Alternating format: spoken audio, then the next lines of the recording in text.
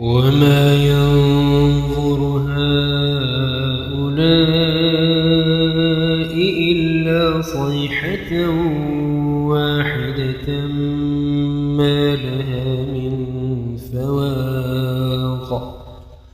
وقالوا ربنا عجل لنا قطنا قبل يوم الحساب اصبر على ما يقولون واذكر عبدنا داود ذا الأيد إنه أواب إنا سخرنا الجبال معه يسبحن بالعشي والإشراق والطير محشورة كل له أواب وشددنا ملكه وآتيناه الحكمة وفصل الخطاب وهل أتاك نبأ الخصم إذ تسوروا المحراب إذ دخلوا على داود ففزع منهم قالوا لا تخف خصمان بغى بعضنا على بعض فاحكم بيننا بالحق ولا تشطط واهدنا إلى سواء الصراط إن هذا أخي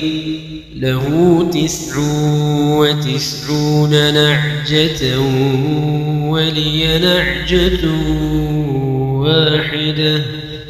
فقال أكفلنيها وعزني في الخطاب قال لقد ظلمك بسؤال نعجتك إلى نعاجه وإن كثيرا من الخلطاء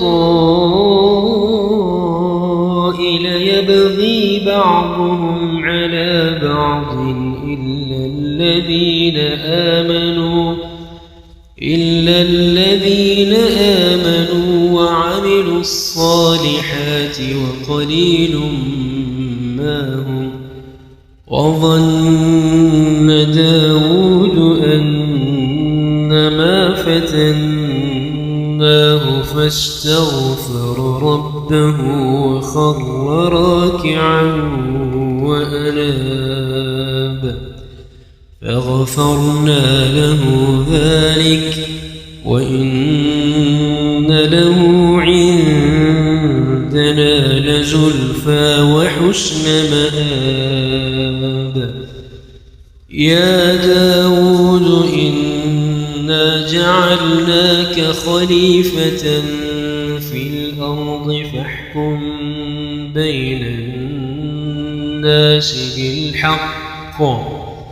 فاحكم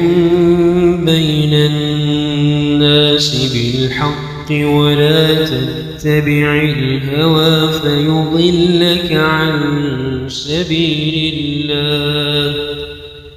إن الذين يضلون عن سبيل الله لهم عذاب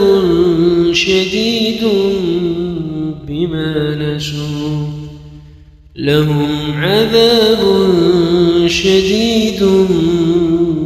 بما نسوا يوم الحساب.